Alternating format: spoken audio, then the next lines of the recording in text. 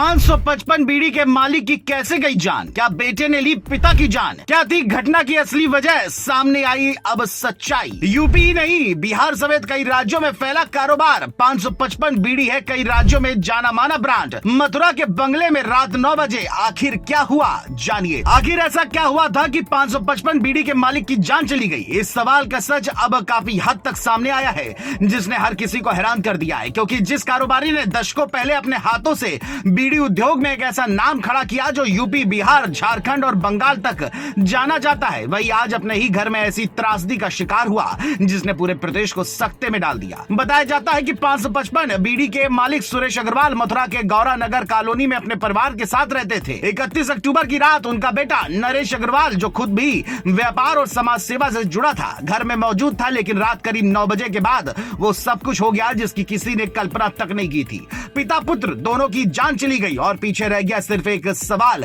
आखिर उस रात ऐसा क्या हुआ? खबरों की माने तो जांच में जो जानकारी सामने आई है उसके मुताबिक 31 अक्टूबर की शाम पिता पुत्र के बीच किसी बात को लेकर विवाद हुआ और उस विवाद ने कुछ ही मिनटों में बड़ा रूप ले लिया। बताया गया कि नरेश घर में शराब पी रहा था, जिस पर पिता सुरेश ने उसे टोका। इसके बाद दोनों के बीच बहस शुरू हो गई जो बढ़ती चली गई। घर के अन्य सदस्य उस वक्त दूसरे हिस्से में थे।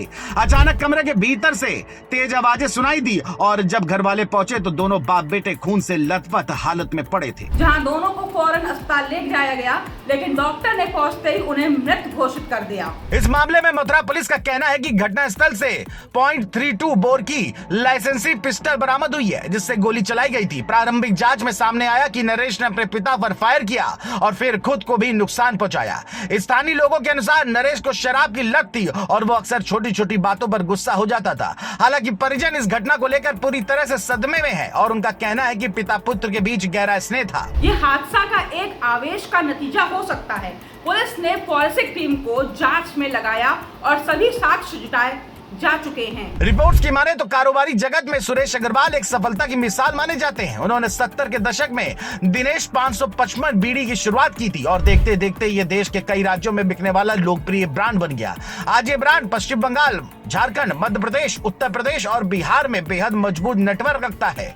परिवार के तीनों बेटे इसी कारोबार से जुड़े हुए थे, नरेश और उसका छोटा भाई मथुरा से, जबकि तीसरा बेटा पश्चिम बंगाल में कारोबार संभालता था। पिता सुरेश इन्हीं दोनों बेटों और उनके परिवार के साथ मथुरा के बंगले में रहते थे। स्थानीय लोगों के मुताबिक सुरेश जी सादा जीवन जीने वाले और बेहद विनम्र इंसान थे, जिन्होंने मेहनत से अपने कारोबार को बुलंदी पर पहुंचाया। घटना के बाद इलाके में मातम का माहौल है। व्यापारिक संगठनों से लेकर स्थानीय समाज सेवी तक इस बात को लेकर स्तब्ध हैं कि जिस परिवार ने कभी सैकड़ों लोगों को रोजगार दिया, वही अब एक ऐसी निजी त्रासदी का सामना कर रहा है जिसने सबको हिला दिया है।